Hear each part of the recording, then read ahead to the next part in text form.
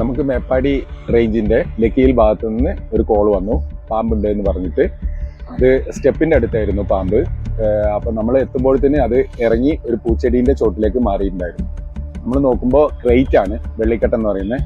നമ്മുടെ ഇന്ത്യയിൽ തന്നെ വിഷത്തിന്റെ വീര്യത്തിൽ ഏറ്റവും മുമ്പന്തിയിൽ നിൽക്കുന്ന പാമ്പാണ് ക്രൈറ്റ് എന്ന് പറഞ്ഞ വെള്ളിക്കെട്ടൻ. അത് മൂർഖന്റെ ഒക്കെ വെച്ച് താരതമ്യം ചെയ്യുമ്പോൾ ഏകദേശം പകുതി വിഷം മതി നമുക്ക് മരണം സംഭവിക്കും. നമുക്കിതിന്റെ ഒരുപാട് അപരന്മാരുണ്ട്. ഇപ്പോൾ ഊൾഫ് സ്നേക്ക് ആണെങ്കിൽ തന്നെ ഒരു 3-4 തരം പാമ്പുണ്ട് ഊൾഫിൽ തന്നെ വരുന്നത്. പിന്നെ അതേപോലെ ട്രിങ്കറ്റ് സ്നേക്ക്, അതേപോലെ കുക്രി സ്നേക്കുകൾ, ഇതെല്ലാം ഇതിന്റെ അപരന്മാരാണ്. അതൊന്നും ഒട്ടും വിഷമില്ലാത്ത പാമ്പാണ്. ഈ ഊൾഫ് സ്നേക്കിനെ ഇതിന് ഭയങ്കര ഇഷ്ടമാണ് കഴിക്കാൻ വേണ്ടിയിട്ട്, അതിന്റെ ഭക്ഷണമാക്കാൻ. അപ്പൊ അതുകൊണ്ട് തന്നെ ഊൾഫ് സ്നേക്ക് ഏറ്റവും കൂടുതൽ ഉണ്ടാവുക നമ്മളെ വീടുകളിലാണ്. പല്ലികളെ ആഹാരമാക്കാൻ വേണ്ടിയിട്ട് അത് വീടുകളിൽ കൂടെ കയറും. അതിന്റെ പിന്നാലെ അതിനെ ഭക്ഷണമാക്കാൻ വേണ്ടിയിട്ട് ഈ വെള്ളിക്കെട്ടനും വരും.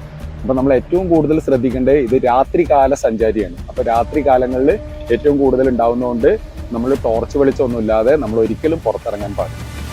ഇനി നമുക്ക് വെള്ളിക്കെട്ടനെ തിരിച്ചറിയാൻ വേണ്ടിയിട്ട് ഏറ്റവും എളുപ്പമാർഗം അതിന്റെ ലൈൻസ് ആണ്. നല്ല ബ്ലാക്ക് കളറിൽ വൈറ്റ് ലൈൻസ് ആണ്.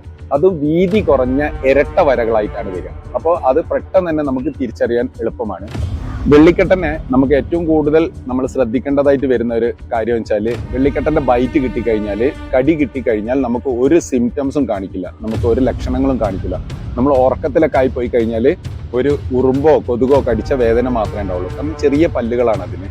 അതുകൊണ്ട് തന്നെ നമ്മൾ ഉറക്കത്തിലൊക്കെ പെട്ട് കഴിഞ്ഞാൽ നമുക്ക് ആ വേദന നമുക്ക് തിരിച്ചറിയാൻ പറ്റാതാവുകയും നമുക്ക് അത് അതിൻ്റെ വെനം നമ്മുടെ ശരീരത്തിലേക്കൊക്കെ പ്രവഹിച്ച് നമുക്ക് മരണം സംഭവിക്കുകയും ചെയ്യും.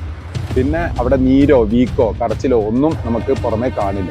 ന്യൂറോടോക്സിക് ആണ് ഇതിന്റെ വെനം. അതുകൊണ്ട് തന്നെ നമ്മൾ ഏറ്റവും കൂടുതൽ ശ്രദ്ധിക്കണം, ഏറ്റവും നല്ല ഹോസ്പിറ്റൽ, ആന്റിവെനം കിട്ടുന്ന ഹോസ്പിറ്റലിൽ എത്തിപ്പെടുക, അവിടെ നിന്നുള്ള ട്രീറ്റ്മെന്റ് എടുക്കുക.